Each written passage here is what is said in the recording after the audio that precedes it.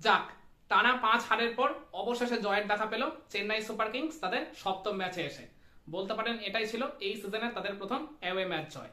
আর তার থেকে উল্লেখযোগ্য একটা বিষয়, সিএসকের এই ম্যাচ জয় মহেন্দ্র সিং ধোনির অনেক গুরুত্বপূর্ণ আর কার্যকরী ভূমিকা ছিল।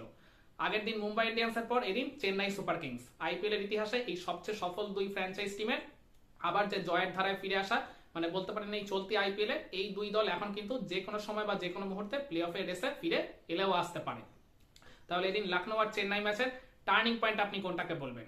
তো এদিন মহেন্দ্র সিং ধোনি টস জিতে ওই জায়গায় লখনৌকে আগে ব্যাটিং করতে পাঠিয়েছিলেন। তো লখনৌর ইনিংসের শুরুটা কিন্তু একেবারেই ভালো হয়নি। প্রথম ওভারের লাস্ট ডেলিভারিতে ওই জায়গায় মানে খালিল আহমেদ তুলে নিয়েছিলেন তাদের ইনফর্ম ওপেনার এইডেন মার্ক্রামকে। তো 6 রানের মাথায় লখনৌ তাদের প্রথম উইকেট হারায়। এরপর নিকোলাস পুরান ক্রিজে এসে তিনি দুইটা বাউন্ডারি মেরে ভালো শুরু করলেও ওই ফোর্থ ওভারের লাস্ট ডেলিভারিতে আনসুল কম্বোজের একটা চেঞ্জ অফ পেসের ডেলিভারিতে বড় শট খেলতে গিয়ে বলের লাইন মিস করে এলবিডব্লিউ হয়ে যান এই নিকোলাস পুরান।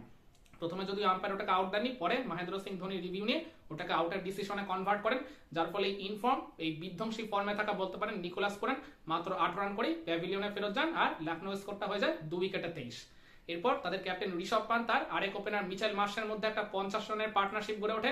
আর এদের দুজনের হাত ধরে কিন্তু পাওয়ার প্লে 6 ওভার শেষে লখনৌ স্কোরটা পৌঁছে যায় 2 উইকেটে 42-এ। ঋষভ পান্ত শুরু থেকে চালিয়ে খেলছিলেন। অপরদিকে মিচেল মার্শ তিনি অন্যান্য দিনের মতো অতটা বিধ্বংসী মেজাজে না থাকলেও উইকেটের অপর পাশ থেকে ঋষভ পান্তকে বেশ ভালো মতো সাপোর্ট দিচ্ছিলেন। কিন্তু ওই 10ম ওভারে বল করতে এসে রবীন্দ্র জাডেজা তুলে নেন ওই মানে মিচেল মার্শকে একটা চমৎকার ডেলিভারিতে তিনি ওই জায়গায় বোল্ড করে দেন এই মার্শকে, যার ফলে 30 রান করে মিচেলকে প্যাভিলিয়নে আর কি ফেরত যেতে হয়। তো ওই জায়গায় 3 উইকেট খুইয়ে যায় তখন আর কি লখনৌয়ের। এরপর ফোর্থ উইকেটে আয়ুষ বাদনি আর ঋষভ পান্তের মধ্যে আবার একটা 32 রানের পার্টনারশিপ গড়ে ওঠে। এই পার্টনারশিপটা চলাকালীন আবার ঋষভ পান্ত একটু আর কি ধীর গতিতে ব্যাটিং করছিলেন, তিনি অ্যাঙ্করিং রোল প্লে করছিলেন, রান তোলার মূল কাজটা করছিলেন আয়ুষ বাদনি। আর এখানে বলে রাখা ভালো, মানে লখনৌয়ের ইনিংসের ওই 13 আর 14 নম্বর ওভারে দুইটা বড় বড় লাইফ পেয়েছিলেন এই আয়ুষ বাদনি। প্রথমে মাথিসা পাথিরানার একটা স্লোয়ার বাউন্সারে তিনি ওই জায়গায় আপার কাট করে থার্ড ম্যান ফিল্ডারের হাতে ক্যাচ দিয়ে আউটই হয়ে গেছিলেন। কিন্তু পরবর্তীতে দেখা গেল ওইটা কি মানে হাইটটা বলের এতটাই বেশি ছিল, যার ফলে ওই হাইটের নো বলের কারণে বাদুনি বেঁচে যান। আর এর ঠিক ভেরি নেক্সট ওভারে রবীন্দ্র জাডেজা বল করতে যখন এসেছিলেন তার ওই প্রথম ডেলিভারিতে একটা রিভার্স সুইপ করতে গেছিলেন, ওই জায়গায় আর কি এলবিডব্লিউ মানে শিকার হয়ে গেছিলেন এই আয়ুষ বাদনি। কিন্তু পরবর্তীতে তিনি ওটাকে রিভিউ নিয়ে দেখলেন যে গ্লাভসে একটা সামান্য ইনসাইডেজ হওয়ায় ওই জায়গায় তিনি বেঁচে যান। তো এই পরপর 2 ওভারে দুইটা বড় বড় লাইফ পেয়েও কিন্তু আয়ুষ নিজের ইনিংসটাকে বড় করতে পারলেন না। এরপর রবীন্দ্র জাডেজা ওই সেম ওভারে তার একটা শর্ট পিচ ডেলিভারিতে বড় শট খেলতে গিয়ে ওই জায়গায় মহেন্দ্র সিং ধোনির কাছে তিনি স্টাম্প হয়ে যান। তো যার ফলে 17 বলে মাত্র 22 রান করেই আয়ুষ বাদনীকে প্যাভিলিয়নে ফিরতে হয় আর লখনৌ স্কোরটা তখন হয়ে যায় 4 উইকেটে 105। এরপর পঞ্চম উইকেটে ঋষভ পান্ত আর আব্দুল সামাদের মধ্যে আবার একটা 53 রানের পার্টনারশিপ গড়ে ওঠে। ওই জায়গায় বলতে পারেন মানে ঋষভ পান্ত ওই মাঝে একটু স্লো ব্যাটিং করলো, এরপর আর কি ইনিংসের শেষের দিকে গিয়ে তিনি নিজের ওই খোলস থেকে একবারে বেরিয়ে চমৎকার মেজাজে ব্যাটিং করলেন, ওই জায়গায় নিজের 50টাও তুলে নেন। আব্দুল সামাদও তার সাথে আর কি বেশ একটা মানে ভালো মতো সঙ্গ দিয়েছেন। 11 বলে 20 রানে তিনিও একটা কার্যকরী ইনিংস খেলেছিলেন। তো ওই জায়গায় 19 ওভার শেষেও লখনৌ স্কোরটা পৌঁছে যায় 158-তে। এরপর বলতে পারেন ওই লাস্ট ওভারের একদম প্রথম ডেলিভারিতে মহেন্দ্র সিং ধোনি উইকেটের পেছন থেকে একটা চমৎকার আর কি ডিরেক্ট থ্রোতে মানে বোলিং এন্ডের উইকেট ভেঙে ওই জায়গায় আর কি রান আউট করে দেন আব্দুল সামাদকে। তো যার ফলে ওই সামাদ 20 রান করে আউট হয়ে গেলেন। আর এর ঠিক ভেরি নেক্সট ডেলিভারিতে মাথিসা পাথিরানার একটা চেঞ্জ অফ পেসার ডেলিভারিতে বড় শট খেলতে গিয়ে ঋষভ পান্ত আর কি ক্যাচ দিয়ে বসেন। তো তিনি ওই জায়গায় 63 রান করে প্যাভিলিয়নে ফেরত গেলেন। আর এরপর ওই মানে শার্দুল ঠাকুর এসে একটা বাউন্ডারি মারলো ইনিংসের একদম লাস্ট ডেলিভারিতে মাথিসা পাথিরানা তাকে ক্যাচ আউট করে দেন। তো যার ফলে মানে লখনৌ তাদের ইনিংসটা শেষ করলো 7 উইকেটে 166 এই অবস্থায়। তো 167 রানের লক্ষ্যমাত্রা নিয়ে খেলতে নামে সিএসকে শুরুটা একেবারে দারুণ হয়েছিল বলা চলে। মানে তাদের ওপেনিং জুটিতে এদিন বদল এসেছিল, শেখ রাশিদের এদিন আইপিএল ডেবিউ হয়েছিল, তো তার সাথে ওপেন করতে এসেছিলেন রাচিন রবীন্দ্র। তো লেফট হ্যান্ড রাইট হ্যান্ড কম্বিনেশনে বেশ একটা ভালো মতো একটা পার্টনারশিপ গড়ে উঠেছিল ওপেনিং এ। তো প্রথম 5 ওভারের মধ্যেই এই ওপেনিং জুটিতে উঠে যায় 52টা রান। এরপর পঞ্চম ওভারের ওই লাস্টের আগের ডেলিভারিতে আবেশ খান এসে ফিরিয়ে দেন এই শেখ রাশিদকে।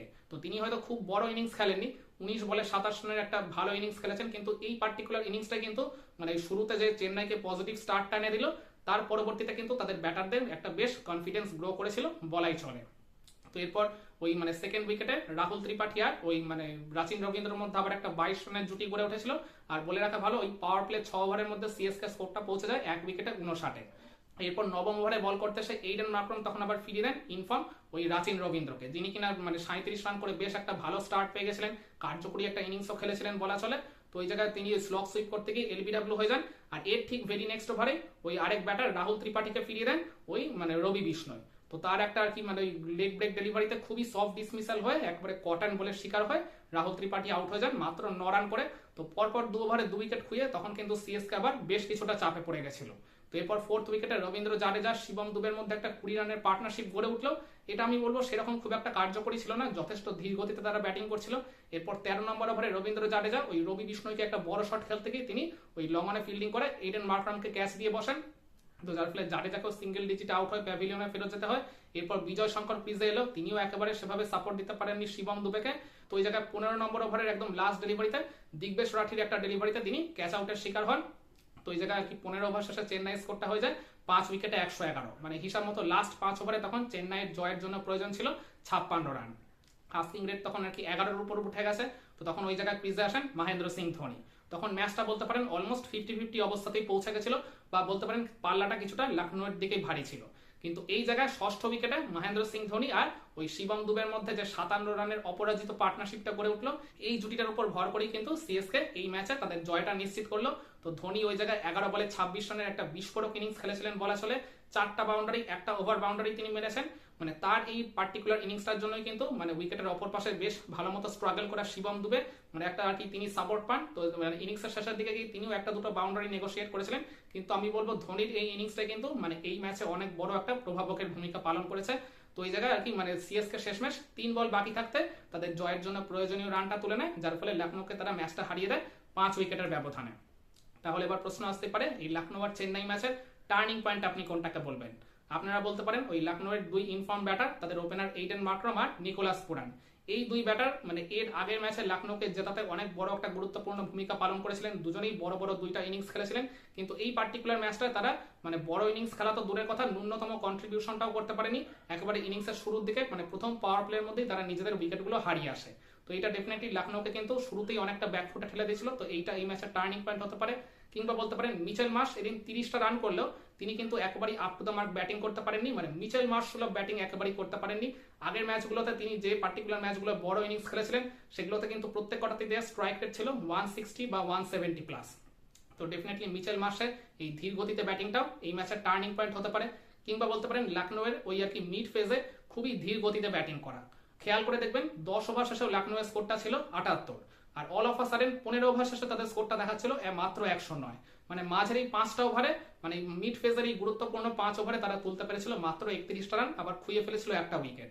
তো 30 বলে যখন 31 রান এই মিড ফেজে তুলবে, যেখানে আর কি স্ট্রাইক রোটেশনটা খুব ইম্পর্টেন্ট হয়ে পড়ে, তো এই পার্টিকুলার জায়গায় মানে লখনৌ কিন্তু অনেকটা আর কি পিছিয়ে গেছিল। তো এই ঘটনাটাও এই ম্যাচের টার্নিং পয়েন্ট হতে পারে। কিংবা বলতে পারেন সিএসকে ওই বিধ্বংসী ওপেনিং জুটি, যেখানে তারা মাত্র 5 ওভারের মধ্যে 52 রান তুলে ফেলেছিল, আর যার ফলে কিন্তু তারা ওই প্রথম পাওয়ার প্লেটাকে খুব ভালোভাবে কাজে লাগিয়ে 59টা রান তুলে ফেলেছিল। তো শেখ রাশিদ আর ওই রাচিন রবীন্দ্রর মধ্যে ওই 52 রানের ঝোড়ো ওপেনিং জুটিটাও এই ম্যাচের টার্নিং পয়েন্ট হতে পারে। কিংবা বলতে পারেন ওই 6ষ্ঠ উইকেটে ধোনি আর শিবম দুবের মধ্যেকার ওই 57 রানের অপরাজিত জুটি, এই পার্টনারশিপটার উপর ভর করেই তো সিএসকে এই ম্যাচে তাদের জয়টা পুরোপুরি নিশ্চিত করলো।